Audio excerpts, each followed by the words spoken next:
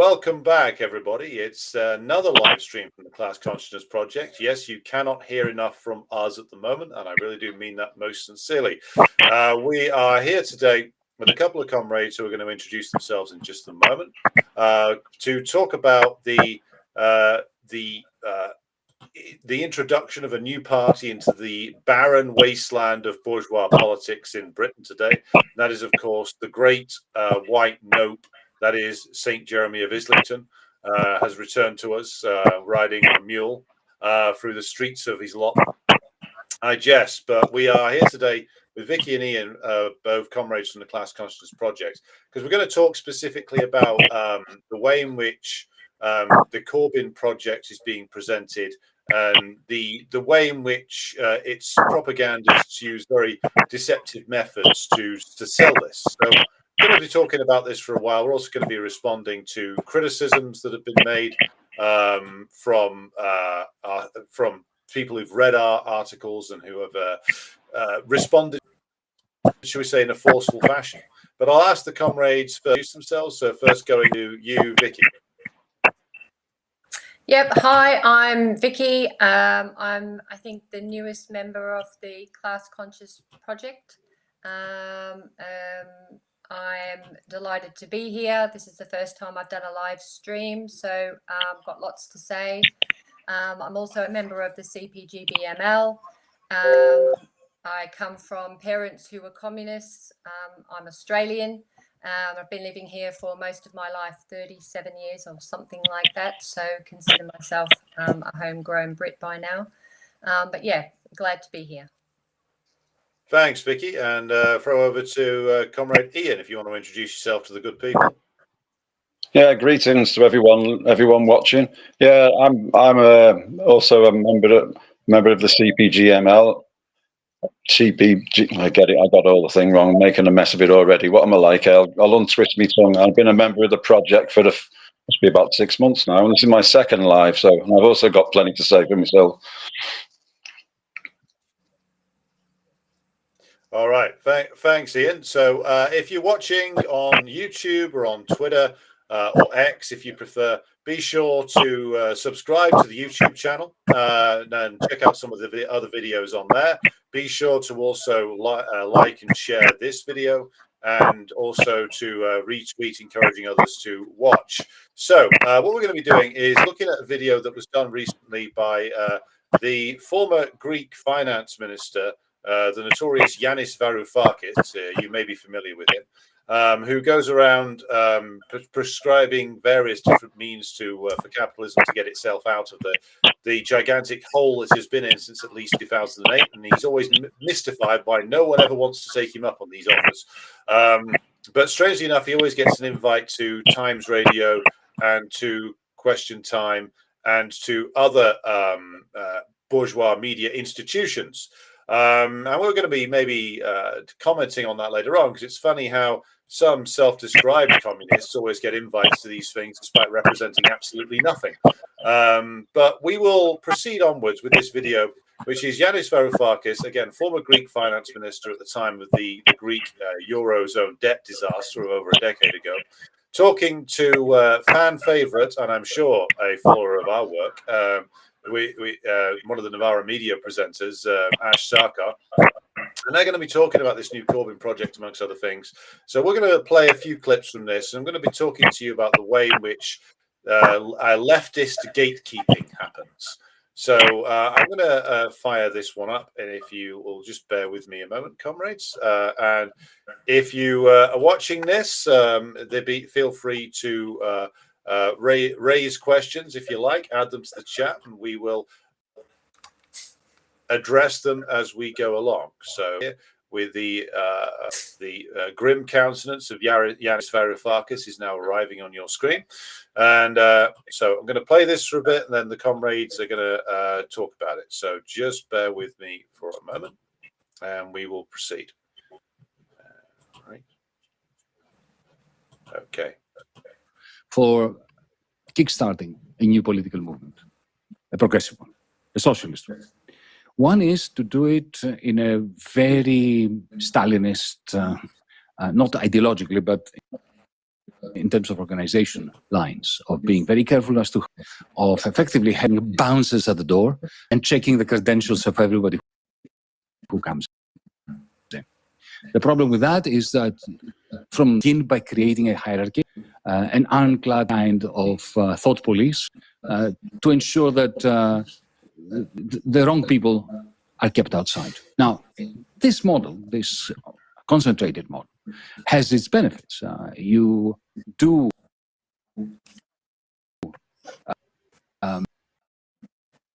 avoid some of the pitfalls. Second model, which is the open model of letting anyone in, and then lots and lots and lots of painful processes by which to weed out the people who should not have been allowed in. Because let's face it, whenever a new party is created, and I have this experience here in Greece, all sorts of slightly deranged people who have been looking for an opportunity to enter the political scene come in. There are people who are enterists, and I don't mean Trotskyites, I mean people who come in order to do damage to the party. There will always be that. So, there are pros and cons for both those types of organization. I go for the latter. It's backlash when it appears that some people who do turn out have been, as I said, enterists with ill intent. Not okay. So just gonna pause there for a moment. Vicky, this is something that you want to talk about. So do you want to take it away with just telling us about what struck you about this clip and why you wanted to talk about it? Yep. When I first listened to this, I thought, what a clever piece of propaganda and chicanery it was. I thought he's a master manipulator. You know, many people will just hear what they think he is saying, whereas if we listen really carefully, we can hear what he wants us to think, and there's a big difference. So there was a few things that I picked up that I'd just like to illustrate. You know, he uses revolutionary language and rhetoric like comrade and socialist movement, revolutionary party, we on the left, we're all as one, when you listen to the whole video. And he uses it to hook people in who have become disenfranchised with the Labour Party and the left and the system generally. But that's as far as it goes. He pricks your ear and he falsely suggests you're hearing something of interest from someone who's thinking outside the box and outside the system, but you're not. I think he cleverly manages to vilify Stalin, despite proposing that the ideology is fine, aka socialism. He suggests that the way a socialist organisation operates is ineffective, unwelcoming, and in fact, he paints it in a dystopian image. You know, he uses words like thought police, ironclad, bouncers at the door, checking credentials, a hierarchy concentrated model. And it all implies something sinister that you should stay away from. And he's directing us back to mainstream politics. And then in contrast, he talks about the open model, you know, of operating and building a new movement. And he even says, despite needing lots and lots and lots of painful processes to weed out infiltrators, it's a better system because of some wild beauty of genuine grassroots democracy, the inference being that a socialist group is not, you know, is not like that. So stay away from those sorts of organizations. Yeah, he talks about, you know, there will come a time when people will be looking for a program from people who seem genuine, and he's suggesting that Corbyn and Sultana are genuine. Yet, you know, what they want to do is keep us within the existing system, the same system that's got 14.5 million people in poverty in Britain. You know, we can't vote ourselves out of the bourgeois state. So what he's actually professing is more of the same, to leave the future in the hands of the people who have created the problems we face, which is just bloody ludicrous. What he's saying is, you know, leave it to us, don't do anything, don't harness your frustration, don't harness your anger or your despair. And as I said, I just think he's a master manipulator. Thanks, Vicky. I'll come back on some of those points in just a moment, but I wanted to see if Ian, did you want to come in on anything about this particular clip? Yeah. I mean, about the whole video really, and why it was there. I totally agree with everything that Vicky just said. Thought that was excellent. But the first thing that occurred to me when I watched it was, why would Ash Sarkar invite somebody like Yanis Varoufakis to discuss it? And of course, the answer is quite obvious. When Nevada regard themselves as part of a radical commentariat, and there's also a huge political alignment between Varoufakis and the leading light in the Nevada media, which is Aaron Bastani. They're all in that general kind of clump that you would call, they call themselves post-capitalists. Agent Mason is also part of it. But when he actually gets into his discussion, and he's bigging up Corbyn, incidentally, someone who Nevada was quite happy to trash during the anti-Semitism debates. They'd written him off then. He's been miraculously, reborn, and suddenly become something that is again respectable, which suggests that there's something. It's not. There's something going on concerning the ruling class over this, that they're bringing him back. But one of the things I looked at was when he's praising Corbyn, he's trying to give Corbyn some kind of international kind of gravitas by association, because Varoufakis is a very, very well-known character. Whatever you think of his erratic Marxism, which is erratic more than Marxist, it's what was I going to say? Yeah, and one of the things that Nevada want, like all the online institutions, they want clicks, and they know they'll get it with Varoufakis. In other words, it's for clout. It makes them, if they can get a 500,000 clicks, they've got clout, so they become kind of more of a kind of influencers on the internet. And I've always noticed that. I mean, one of the things with Navarra, I mean, I don't know what I've done with the book. I did have the book. Oh yes, I'm going to blow my credibility here having a copy of this. It's Bastani's book, Fully Automated Luxury Communism. Not very much communist. I mean, if you go through the index, you don't find imperialism mentioned anywhere, which is very strange. And only mentions Leninism once, and makes a complete fool of himself in doing so. But if you want to look at page 196, you'll see what I mean. With Varoufakis, with his techno-feudalism, which is a kind of darker thing on the same theme, and slightly less utopian. I mean, these are kind of very much linked with each other. And the clickbait thing, and the other thing that I wanted to say was about the Stalin thing. I mean, I don't think he was saying Stalin to have a dig at Stalin in person, or even at the Soviet Union. I think he was doing that because it was kind of a code for organizing parties in any actually socialist state, like the DPRK, China, Cuba, Nicaragua. And he's contrasting that with an open party that very much conforms to the liberal bourgeoisie and the liberal democracy idea, which he's obviously firmly rooted in. For all his Marxist language, he never criticizes finance capitalism or the monopoly banks. You never heard him have a go at imperialism and the damage that imperialism does. He's got his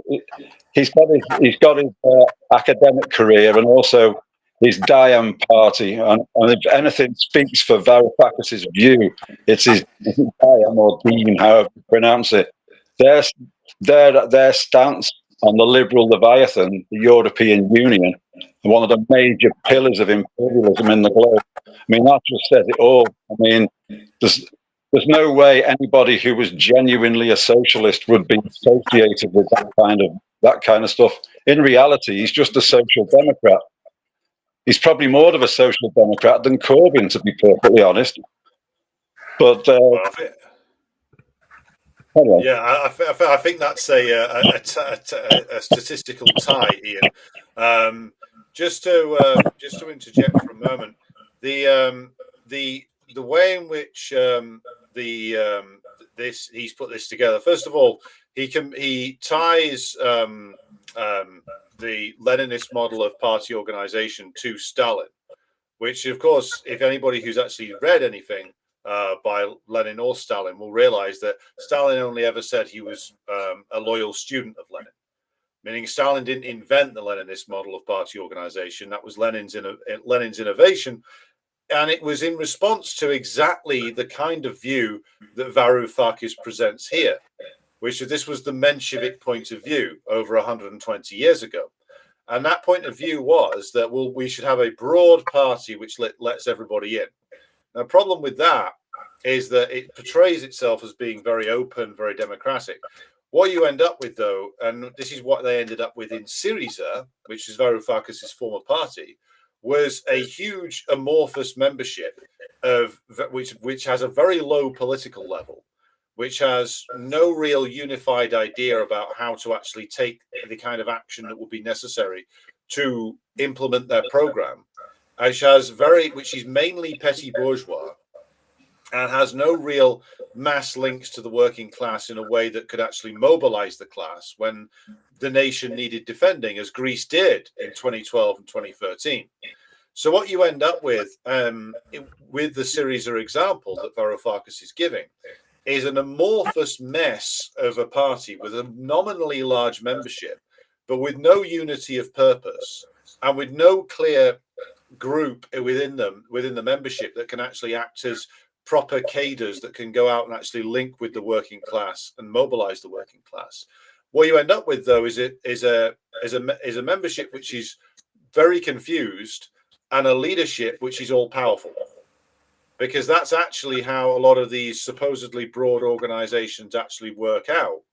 They work out as a powerful group at the top controlling everything, and a large number at the bottom who have a much lower political level and a much lower organizational level, who are just being told what to do and being told that it's democratic. This is how the Labour Party works. You had like a very broad membership, but a very low political level, and a leadership group which claims it's very democratic, but gets its own way because they're the ones who have their hands on all the levers of power, and the political level of the membership is so low that they can't challenge them. So just to conclude on this one, the reasons why we favor one of the reasons why we favor still the Leninist model of party organization is because we want not a huge mass membership of people who have very low political level, but perhaps a smaller number who have a political level that is almost as high, if not as high, as the leaders themselves. And also we want comrades who are actually from the working class, who are connected to the working class, who can mobilize the class in their workplace and their community. And that we want people who can be able to put forward forcefully a point of view where there needs to be a party debate. This is the essence of democratic centralism, or one of the key parts of it. So this is, as Vicky says, this is deceptive language. This is just the way the Mensheviks did it, which is portraying this open recruitment strategy as very democratic, when in actual fact, all it does is actually concentrate power in the hands of a very small clique at the top. So that's the actuality of the Leninist model, is that it's much more democratic than the social democratic model, which is what Varoufakis is saying he's in favor of. So what we'll do is we'll continue on with the next clip, and I'll ask Vicky and Ian to come back on that. So I'll just skip to the next part of this discussion, if comrades will bear with me. There we go. And then we will talk about this one. So I'll just play the next part of Yanis's opus. It's his own version of the Iliad, only slightly more painful. Okay, that's okay, because you see, the capitalist techno-feudal system that we live in cannot stop itself from generating larger and deeper and more toxic crises. So they will, for the program, they will be looking for a group of people that seem to be genuine.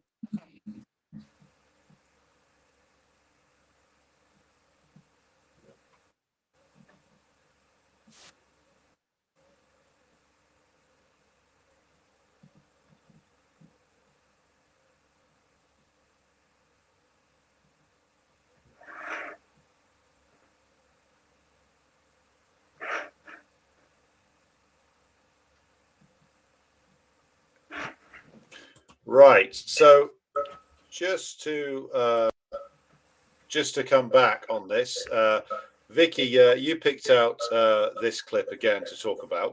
Now, I'm assuming that you're doubly offended by this. Firstly, as a Marxist, and second, as with the surfing reference, as an Australian.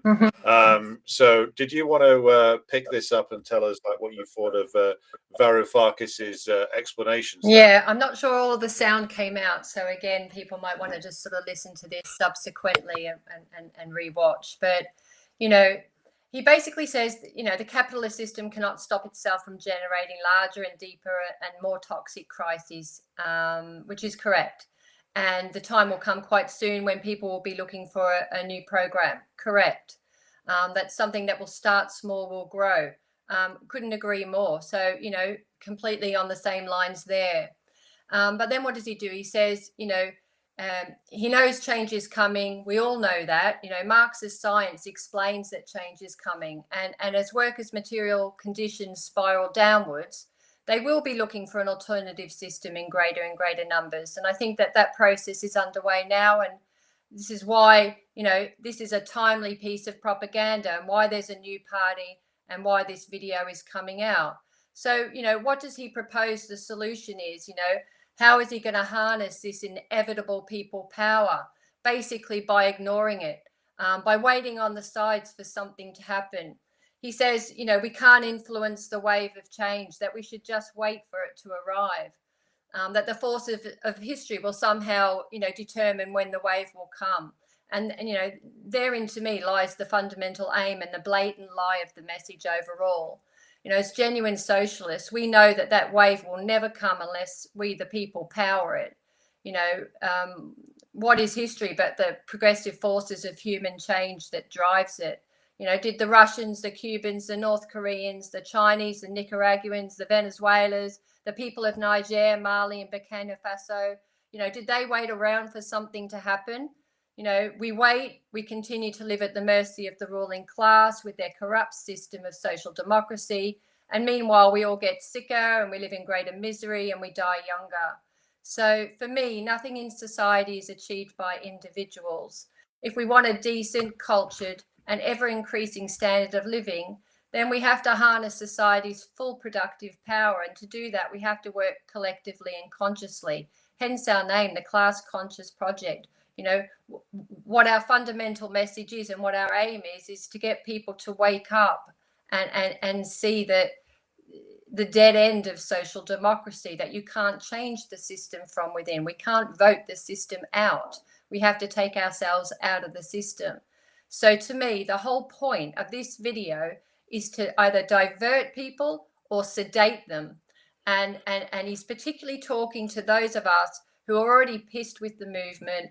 And what he's looking for is to stop them from pursuing proper change. And to me, that makes him a complete toe rag traitor to the working class and a capitalist collaborator. Well said, Vicky. Thank you very much. Ian, did you want to come back on anything? Yeah, well, to be honest, I only heard about the first 3 words of it, but I have listened to it before, and the first thing that stands out is he talks precisely as Vicky said about imperialist capitalism and the way it's heading towards deeper and deeper crisis. But he likes to get his little self-publicity bit in. It's the techno-feudal capitalist system, he likes to call it, as if that is different to somehow a different kind of strain of something. But it's whatever he means by it, some kind of, from that dark book that he wrote, which, you know, everything's kind of concerned with techno monopolies. Well, tell that to a bricklayer. What's that got to do with techno-feudalism? I mean, seriously. But yeah, and he's trying to lay the ground to say, look, we've got this new party now. This new party, you know, St Jeremy is going to lead it. You know, but what he's doing is promoting the age-old social democracy. It's just he's promoting yet another roadblock, because all the other roadblocks seem to be fell on their arse. So he's promoted another roadblock to social democracy. And so that's just reformism. It's never worked and it's never going to work. He doesn't. I mean, he knows, he's an intelligent man. He knows exactly what he's doing. He knows his job. And you just cannot you cannot give any hope to the working class if you're just going to go back to what we've had before. We need, as Vicky said, we need to move from the dictatorship of the bourgeoisie to the dictatorship of the proletariat. And he never wants in any of it, I've never heard him speak or say that he wants to see a change in the class in class rule in society. He never talks about a planned economy. I mean, if planned economies are not, it's not obvious to people. Just look at the Soviet Union under Stalin. Look at China. Look at the way that a planned economy has developed the productive forces without the fetters of capitalism holding them back. But Varoufakis never talks about that. He's a professional economist, and to me, he's kind of like a court jester for capital in my eyes, because that's what he's defending. He's ultimately defending the capitalist system, despite the slightly thin veneer of Marxism and radicalism that he puts over the top. Yeah. Well, I wanted to come back on just a couple of points that Varoufakis made there, and to draw on what Ian and Vicky were saying. He makes a point that sounds quite close to Marxism-Leninism when he says, "Oh, we need to wait for events." But as Vicky was saying, that's a deception, because you don't just need to wait. Have an organization and wait. The truth is that, yes, events such as like the mass immiseration of the working class can trigger some kind of they can trigger strikes, they can trigger factory occupations, they can trigger student protests, they can trigger mass demonstrations, they can do all of those things. But this is where this is to draw from Lenin's point about spontaneity. Spontaneity can do an awful lot with the working class.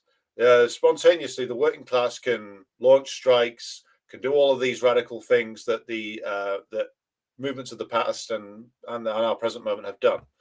But the problem that the working class faces is that ultimately this comes down to a contest over class power.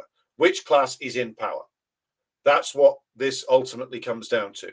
And so if the working class is going to be able to win this war, because it is a class war that we are in, then ultimately it will need to be able to pose a challenge to the rule of the bourgeoisie and the instrument of their rule, which is the bourgeois state.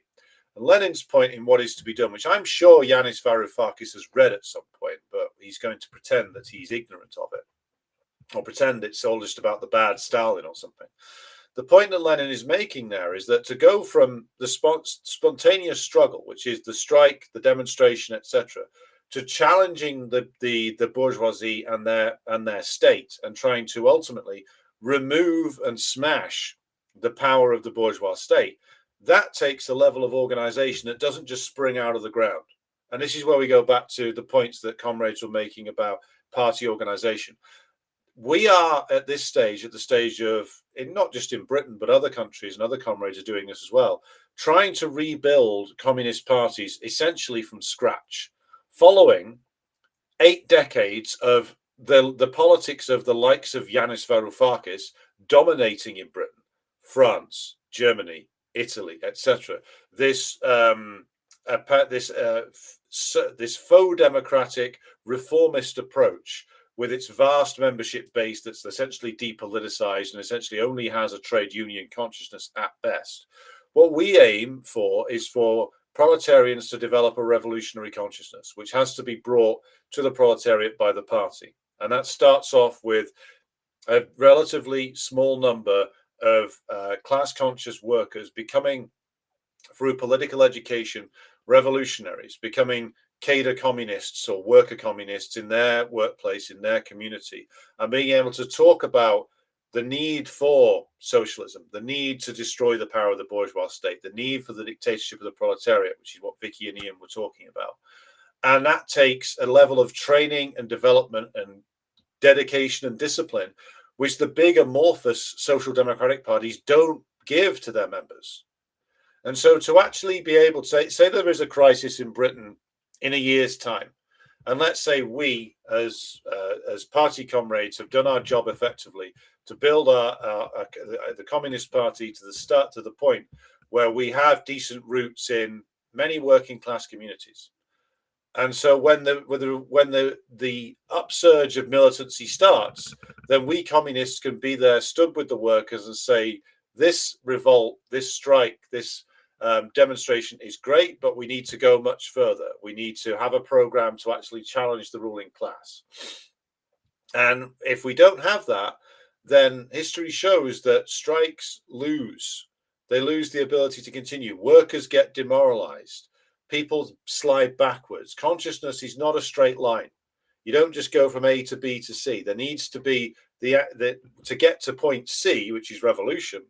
The active intervention of the party needs to be had, which is why we need to be doing the hard work now of building our organization. Now, Yanis wants you to believe that that's just going to all come together. It's like the old line from Kevin Costner's Field of Dreams. If you build it, they will come. Well, no, because what you will get is what Syriza got in Greece, which is an upsurge of the working class. The working class is furious and ready to fight, but doesn't know what it's really ready to fight for, because Syriza had never done the work to prepare the class. They hadn't the roots in the class to be able to lead it in this kind of revolutionary fight. So the masses fell back again. The masses fall into demoralization, which is why, by renouncing the Leninist methods of party organization, Varoufakis, and I think he knows this, sets everybody up for a defeat. Because unless you have that, you're going to lose. The bourgeois state, whether we are in Britain, America, Canada, Australia, Germany, Greece, has hundreds of years of experience as to how to defeat and demoralize us, which is why we need serious revolutionary organizations to be able to enable us to challenge that. And again, Yanis, I don't think really wants that. I think, as Ian says, Yanis wants to be a talking head. And you don't get to be a talking head if you're going to prescribe real revolutionary action. So we'll go now to the final clip, and I'll ask the comrades to come back on that. So I'll just play the final clip for you now, which is a relatively short one.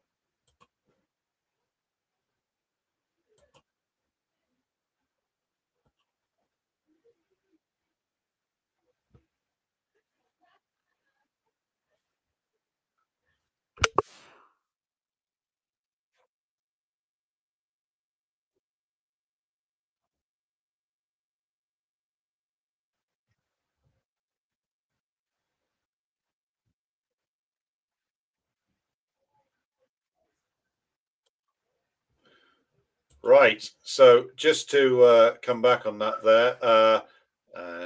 Yeah, that's got it. Vicky, are you convinced by the that's offered by Yanis? We couldn't hear the sound, actually, Alex. Sorry.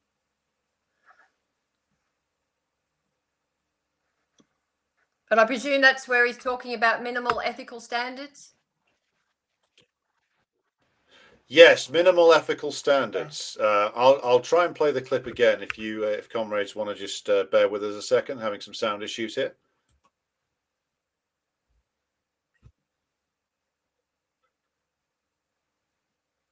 No.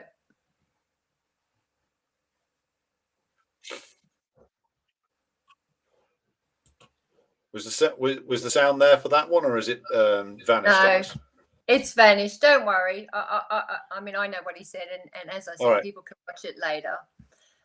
So basically, the essence of that bit was that he's suggesting that there is a different way of doing politics, and that's what Corbyn and Sultana offer, and it has to do with having minimal ethical standards. And so, he doesn't say any more than that. And what I would be asking is, what are those minimal ethical standards? So I would imagine for most of us here and most of the British population, let's just reel off a few basics.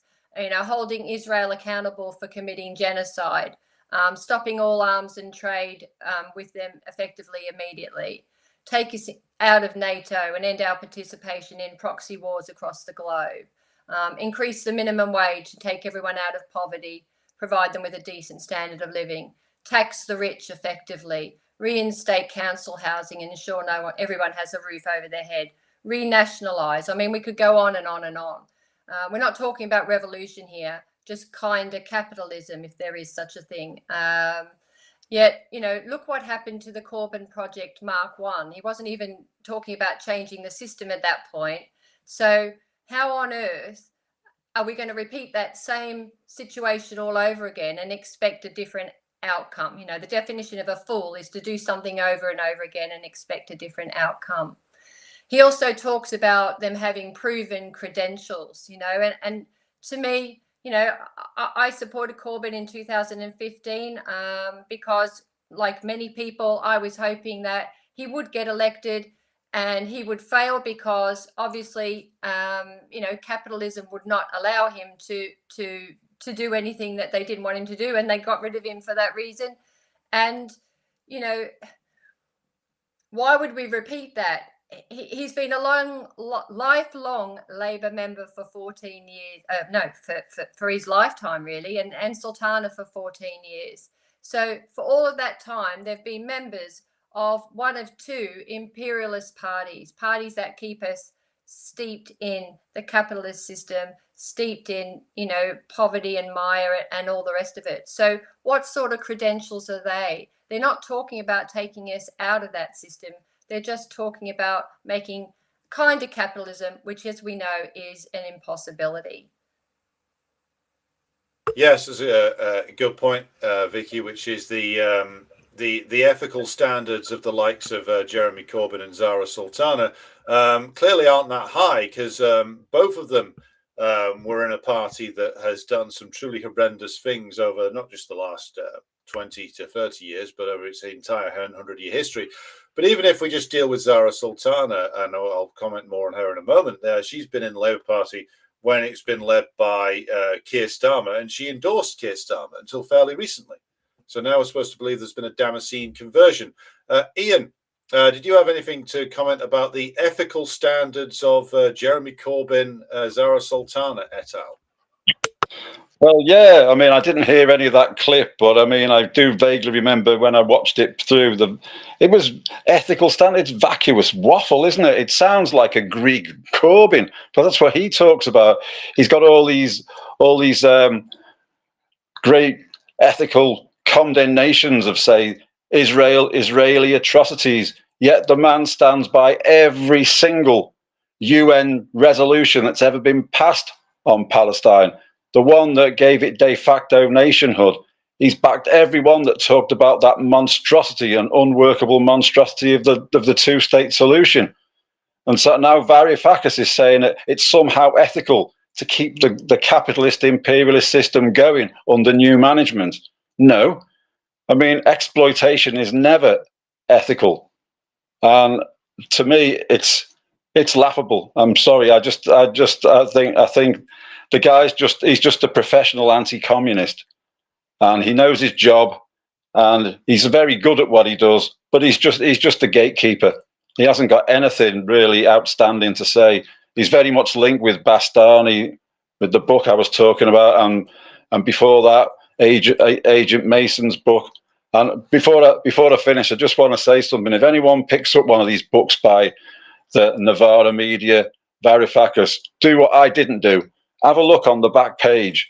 I mean, this one, the one I showed you before, it was published on Verso, and see the people who praise it. Paul Mason, Agent Mason praised this one. The Times Literary Supplement, a Guardian journalist, Owen Jones, the Financial Times, and someone that's into super furry animals, which we won't go into. And that's the kind of political area that these people all operate in, the post-capitalist ones. There's no future for it. If we go down that line, we'll stay where we are. Yeah, that's exactly right, Ian. But I must mention that super furry animals are a Welsh band. It's not what might appear, though. Given the way the internet is these days, I think that certain disclaimer is probably necessary there. But the other point about the ethical standards under capitalism is basically impossible, because capitalism, due to the nature of capitalist commodity production, and due to the decayed and very, very repulsive and rotten state of imperialism, which is what Britain is, it's an imperialist country, it's the oldest imperialist country. A fact that Jeremy Corbyn never addresses. He'll never address that. He talks about peace. He talks about the UN. He talks about ethical standards and things like that. But you can't have any ethical standards when the business model for British imperialism is exporting capital into other lands, finding sources of labor and resources to hyper exploit, and then bringing the wealth back here to be then exported again, impoverishing the huge area and pillaging huge areas of the world. How do you have an ethical politics to deal with that? How's your ethics doing if you're in charge of running that system, or you're the man at the top of that system, which is what the British Prime Minister is, and it's ultimately what Jeremy Corbyn apparently aspired to be. So what ethics system will survive contact with that? It won't. What it comes down to, and we have this argument with people, and this is a way for us to lead into responding to our critics online, of whom apparently there are many, which is that when you talk to most of these Corbyn people, what you get back basically is people will say, I like him, he's a nice man. Well, even if we take that as the truth, let's assume that we believe that for a moment. I don't, but let's assume that it's true. Your nice man will be chewed up and spat out and digested by this system in about 8 seconds. I mean, look at what they managed to do to Liz Truss, who was a Tory, when they didn't like her. The real sources of power in this country, which is the Bank of England, the City of London, and the permanent bureaucracy of the British Civil Service, decided that she wasn't good for the system. Gone within 3 weeks. That's what they can do. That's what they did to the leader of the party of British capitalism. What's your very nice man going to do when they do that? Because you have two choices. You either take a political risk, which you should have prepared for, which is you go to the working class and you say, the establishment, the powers that be, the ruling class are trying to do in the government you voted for. We must now rally to defeat them. And you call their bluff. You call an election with the idea of the people versus the bankers or something. Something you could do. Jeremy Corbyn won't do that in a million years. And neither, by the way, would Yanis Varoufakis and Alexis Tsipras, who was the leader of Syriza, when they were in that situation. They could have done just that. They could have called another election and say, it's the Greek masses versus the bankers of Germany, France, Britain, and the United States who want to destroy Greece. Show where you stand. Could have done that. What did they do? They had a referendum. They secured from the population of Greece the rejection of the German and American and British demands, and then they capitulated anyway, thus completely demoralizing the Greek working class and setting the movement back there over a decade. So when confronted with this choice, the likes of Varoufakis and the likes of Tsipras and the likes of Corbyn all opt for capitulation. Because fundamentally, as my comrades have been saying, these are pro-capitalist politicians. They don't want change. They want to maybe, if we're going to be charitable, smooth the edges off capitalism. Well, there's no smoothing the edges off British imperialism in its rotten state right now, not in a million years. So I'll turn now to response to critics, because we did a live stream the other week and we've done written contributions on this as well about the new Corbyn party. And these have been posted in various different places, and people have had a lot to say about this. So I know, Ian, you've been working on a response to comment criticisms. I know, Vicky, you've had some things to say as well. But I'll throw now to Ian, because I know you've got some things, some points you wanted to raise and address some of the common criticisms that have come our way. Yeah, I mean, while I'm outlining or adumbrating the criticism, you could add Nevada Media and Varoufakis type people as part of the kind of people we're talking about. You know, we gave a hostile assessment of Corbyn's new party, and it wasn't really well received in certain circles, particularly on Facebook, funnily enough. And I just wanted to address the pan-leftist delusions of our critics, individuals devoid of even the slightest awareness of the political and economic centrality of imperialism. Following our live, when was it? Just over 2 weeks ago, on the follow-up article we published, which had 6 different but aligned critiques of the Corbyn project, we were called, amongst other things, splitters, I'll get back to that in a minute, of spouting theory and doing nothing to bring about change, as if voting for Corbyn would deliver that. They need to get it into their heads, this one fact, that you cannot vote out the ruling class in bourgeois elections. You can change the government, but never the core policies. It's why all governments are as useless as their predecessors, because they can't do anything. And most hilarious criticism is all that we're some way scared of Corbyn. What they are missing in this, both Corbyn's left liberalism and social democracy in all its guises, are tools that serve imperialism. They support the continuation of the bourgeois state, and none of their policy prescriptions stray outside of the liberal political framework, and so offer no substantive change and no hope at all for workers of Britain. In contrast, the politics we share in the project is anti-imperialist. As Marxist-Leninist scientific socialists, we want to see the bourgeois liberal state replaced with a state where the working class are the ruling class. We advocate a planned socialist economy free from the fetters of capitalism that's holding it back. You can't split apart what was totally separate to start with. Socialism and liberalism mix like oil and water. They're not compatible in any way.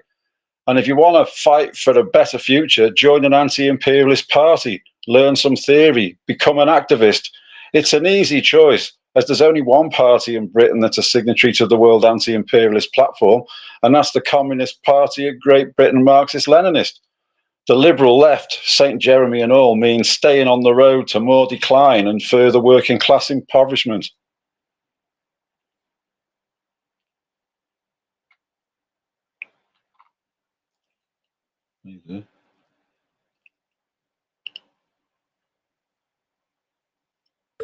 Yep, you're all good, Ian. We got you there. Okay. Thanks, Ian. That's good stuff, comrade. Did you want to come back on anything that Ian said, or any of the other, or address some of the other criticisms of our fan base on Facebook and elsewhere? Yeah, and I'm going to sort of weave it in with another point that Yanis made on this video too. So he referred in the first stages of this video as he refers to Nigel Farage as a Mussolini-esque kind of populist, because he's adept at identifying the sensitivities of people who have been held back and abandoned by the powers that be. But that's exactly what he's doing with his pretense of a new revolutionary leftist party. What's revolutionary about it? It's an oxymoron. There's nothing revolutionary about introducing a new party within the same stinking rotten system. And he's appealing to those on the left who feel abandoned by the Labour Party and who still hope for an individual saviour who will come along, get voted into Parliament, and who will control the capitalist system and return society to some perceived golden age that never actually existed. And, I've read some of the comments on social media, and I think what hit me most was that they accuse us of depriving people of hope because we're critical of this new party. But that couldn't be further from the truth. And I suppose my point is that hope comes when the opportunity for change exists. And the point that some people are missing is that change is not possible within the prevailing system of capitalism. And hoping to change the system from within is like, it's like putting ice in your drink and hoping it doesn't melt. Both are scientifically impossible. So to me, the most hopeful thing is not to stay within the prevailing system and to look outside and start to build something for the working class. Yeah.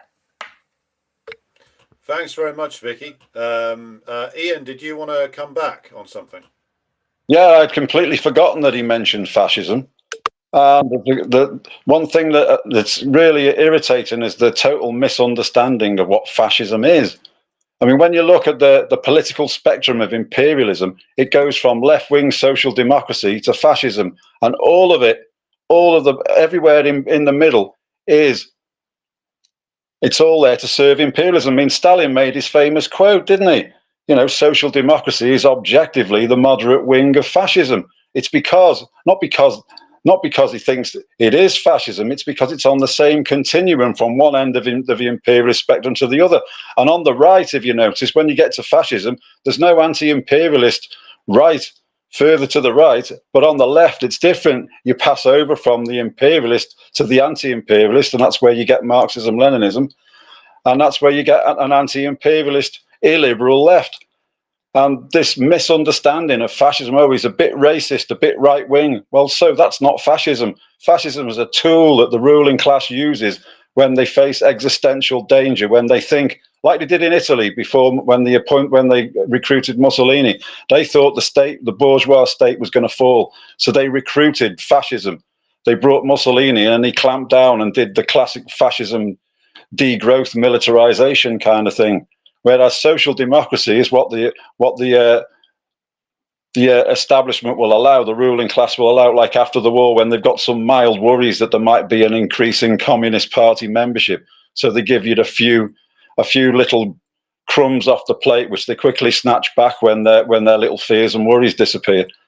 That's all I want to say on that. But yeah, fascism is a very, very misused term. All right, thanks, Ian. I need to address a criticism or a question that's come in. The flag behind me is not the EU flag. If you look, it's the starry plough of Irish republicanism. That is one of the flags that was used by James Connolly's Irish Citizen Army, an armed working class revolutionary organization prior to 1916 that fought in the Easter Rising. So I know that that's from a Greek viewer. So don't worry, the EU has not made its way in here. Now, just to pick up on a couple of points that have come in the chat. Callum says Varoufakis tried to pin the capitulation on Cyprus. Well, here's the question: what did Varoufakis do to combat the capitulation? Because I remember that very well. I was politically active at the time. And Varoufakis, okay, credit to him, he resigned rather than implement the EU's directive. But did he lead a fight back? Did he try and inspire a revolt against Cyprus? Did he do anything? No, he just resigned and disappeared, and then popped up on Question Time and Times Radio and all the usual outlets again. So yeah, he tried to pin it on Cyprus, but why was Cyprus able to get away with it? He was able to get away with it because, to go right back to the start of our discussion tonight and right back to what Varoufakis was saying about how he wants an open party and he doesn't want all of this terrible Stalinism. Well, a Marxist-Leninist party would, a properly organized one, would not have allowed its leaders to get away with such a contemptible sellout. Wouldn't have allowed, like, Cyprus to become completely uncontrollable and go unchallenged, because the aim of Marxism-Leninism, if properly implemented, is to have leaders and the masses interconnected and constantly reinforcing each other's positions, so that the masses would have an active role in the movement. See, for social democrats like Tsipras and Varoufakis, the working class's role begins and ends at the ballot box. That's it. For us as communists, the working class has a continual role, which is, again, as the future rulers of society. But before we get to that point, we look to get the working class active and organized and playing a real role in pushing any movement that we're in forward. Whereas for the social democrats, it's turn up at the ballot box, turn up at the rallies, wave the flags and go home.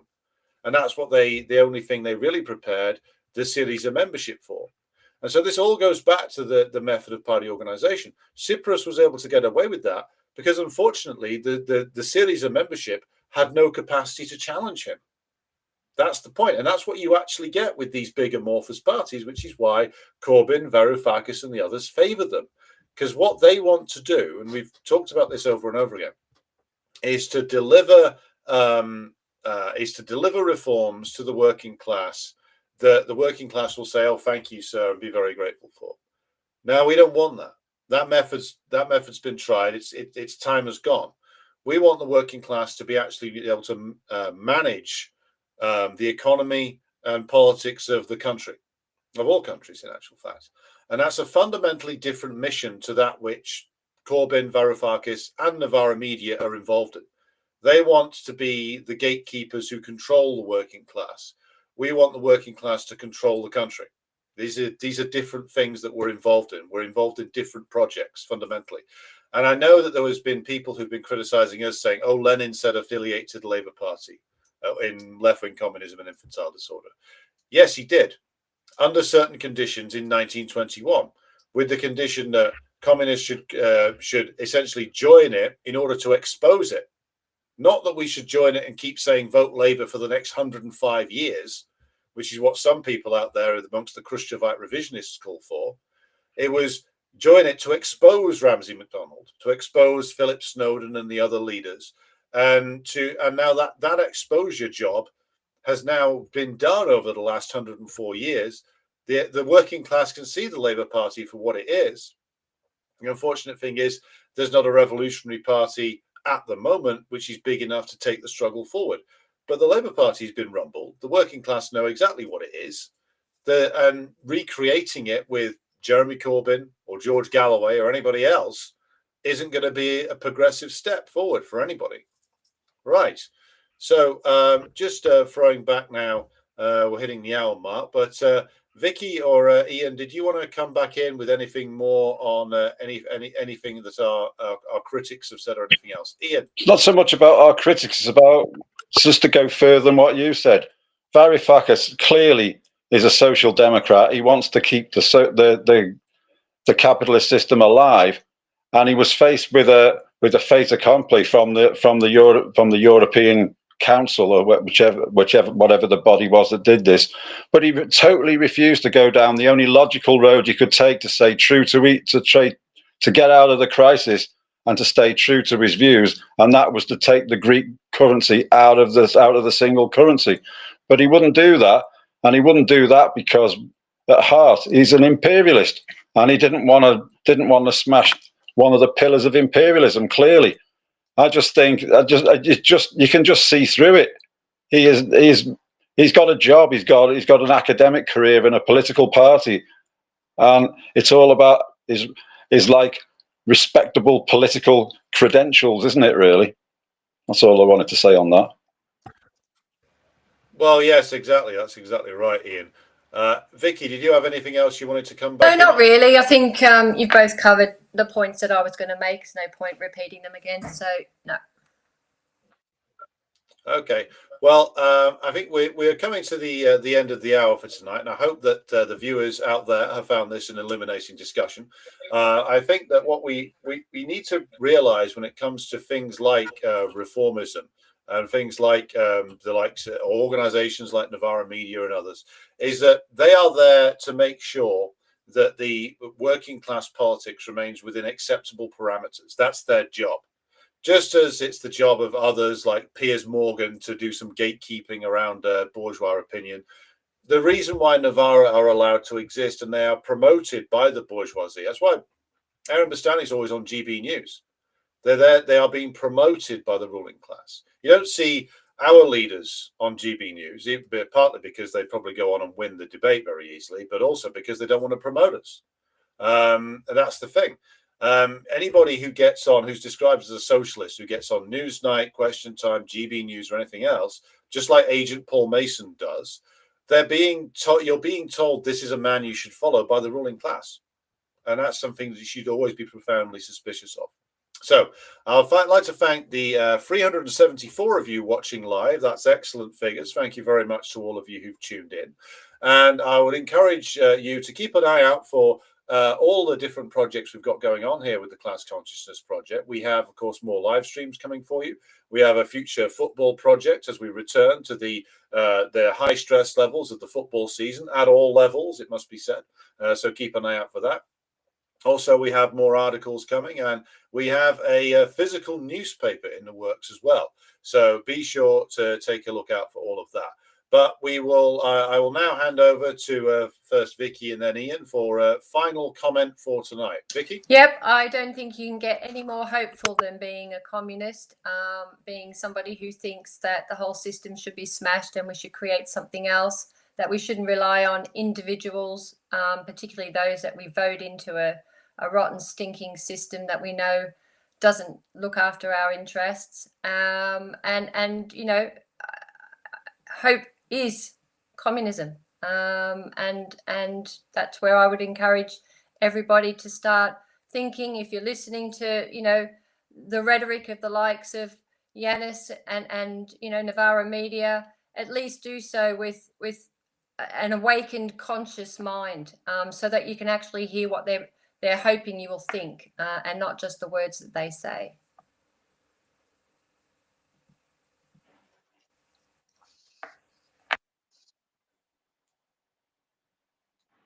Over to Ian, over to you for final comment. Yeah, well, I certainly echo every word that Vicky's just said. I think it's important to remember that the fault line in politics and economics is the fault line between imperialism and anti-imperialism. And anti-imperialism is where the hope lies. It's where socialism, it's where Marxist-Leninism lies. And on the other side is more of what you've been putting up with for the whole of your lives. And just like to say thank you to everyone who's listening. And if you don't agree with us, keep listening, because as Chris said last time, you will in the end if you keep listening to us. All right, excellent stuff. Thanks very much, Vicky and Ian. Be sure to like and share this program if you haven't done so already. Follow us on Twitter or X, and you can follow us on Telegram as well. And also be sure to keep an eye out for future live streams and videos from the project. But until then, until we return.